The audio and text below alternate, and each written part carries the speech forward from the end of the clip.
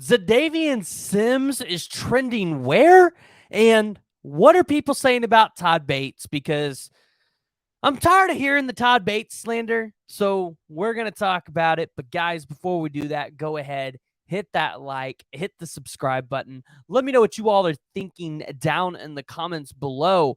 What do you guys think of Todd Bates as a recruiter? Additionally, where do you guys think Xadavien Sims, the 4-star defensive lineman from Durant, Oklahoma, lands and plays his college career? So, recently, you have seen the crystal balls for Xadavien Sims flow into, well, the University of Oregon, with Steve Wiltfong putting it as a, I guess you would say he feels like it's a 6 out of 10. I believe that's how they rate it in terms of their crystal ball and the thought process there. You've also got a couple other crystal balls in the system as well, from a guy named Justin Thind, who's the Michigan State insider, and Corey Robinson, another Michigan State insider. And usually one of the rules of thumb here is when you see somebody from one of the other teams that is going after that player submit crystal balls for a specific school, generally that's where you can see the recruitment trending. And I don't think that's the case right now for Xadavien Sims. Reason being, you're hearing some very conflicting information from multiple sites and from multiple different insiders. And if you follow Brandon Drum and Parker Thune over at Rivals, used to be part of 247, they said something the other day about how Sims was going to meet with the coaches, and then Sims, Sean Cooper, and his mom, they were going to meet tonight and try to come up with that final decision. Because you've heard there's a lot when this Sims recruiting, with Sims staying close to home and Sims going to Oregon, being away from the family, and family's important. That's pretty weighing on a player. And so with the decision not being made till tonight, you feel like Steve Wiltfong submitted the crystal ball prematurely based on, how do I word it?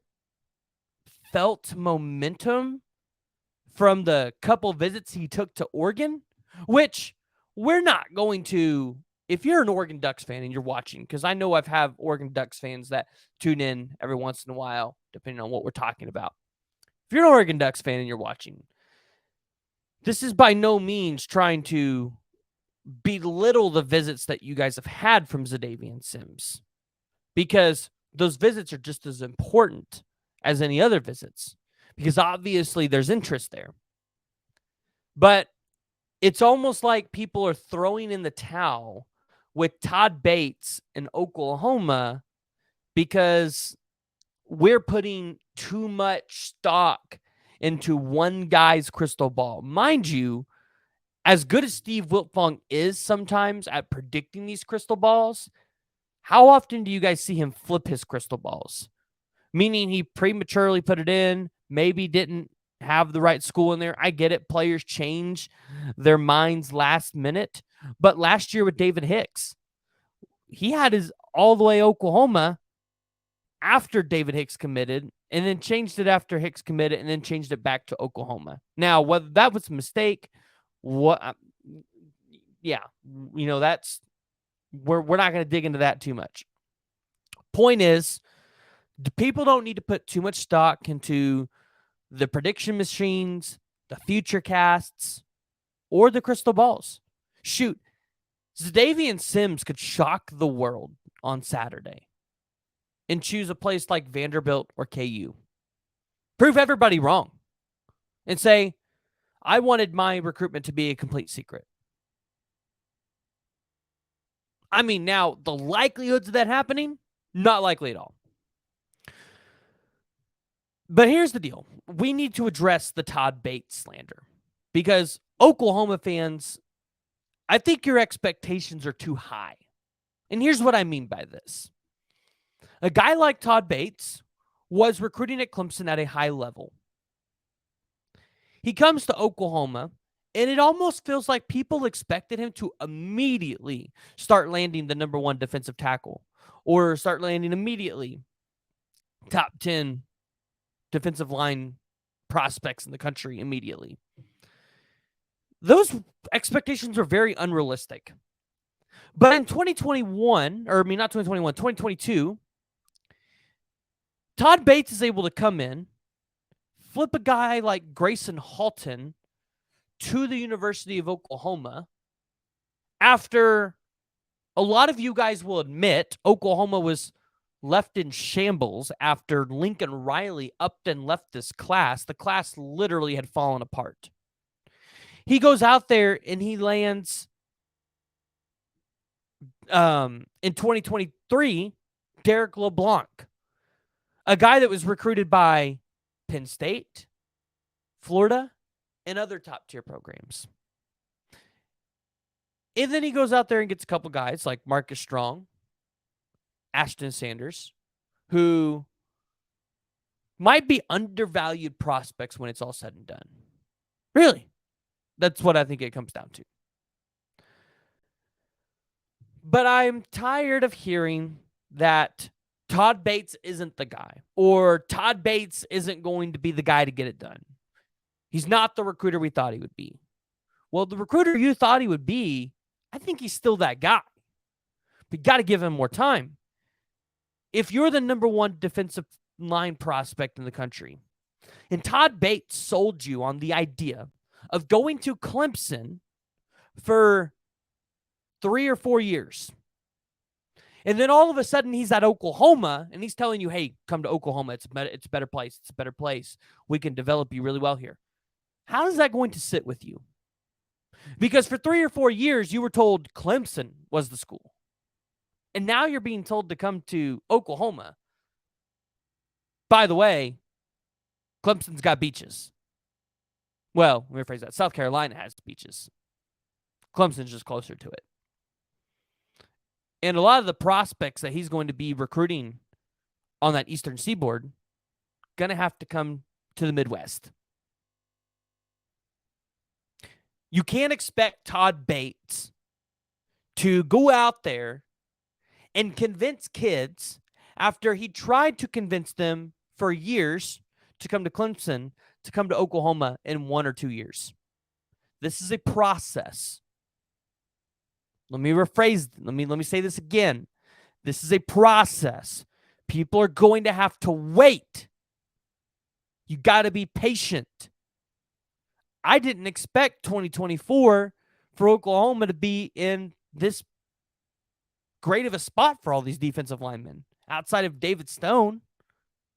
In reality, thought it'd be 2025, 2026 when he actually broke new pipeline.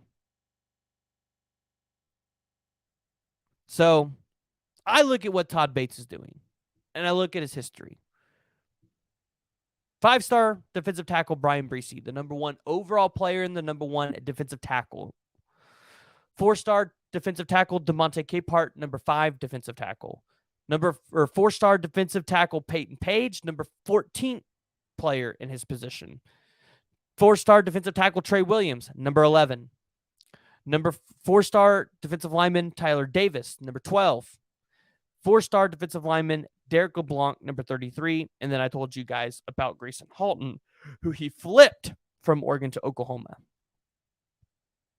It might not be the sexiest players at the University of Oklahoma, but I look at his history and go, I will wait for that. Because, yeah, if he loses out on Sims, it hurts a little bit. But if he still goes out there and he lands a Stone or a Winery, let's just say one of those guys, and then lands a Nigel Smith, a Joseph Jonah Ajonye, a Jaden Jackson, somebody like that, I'm okay with it. I'm still saying Todd Bates is that dude. He just needs a little bit more time before he can convince all of the elite guys to come to the University of Oklahoma. But right now, Oklahoma has themselves in really good position for 3 5-star defensive linemen. David Stone, Williams Winery, and totally can't think of the other kid. The 5-star from Louisiana. You guys know what I'm talking about. And a lot of the time, we don't even talk about Edric Houston, the kid from Buford, Georgia. That, yeah, you're going to have to see Oklahoma get an official before you even start to believe that there's a chance there. But Edric Houston did nothing but talk up the visit that he had to Oklahoma and how great that visit was. So, regardless of the outcome on Saturday, let's give Todd Bates a chance. Let's see what this class turns out to look like before the doomers jump into the comments and jump on the Twitters. Because that's the kind of things that runs coaches off. And I want you guys to know something. Todd Bates' alma mater, the University of Alabama. And I know several people at the University of Alabama that are fans that would love to have Todd Bates there. And I'm just saying, if he goes to Alabama and does what you want him to do at Oklahoma, going to be looking pretty stupid.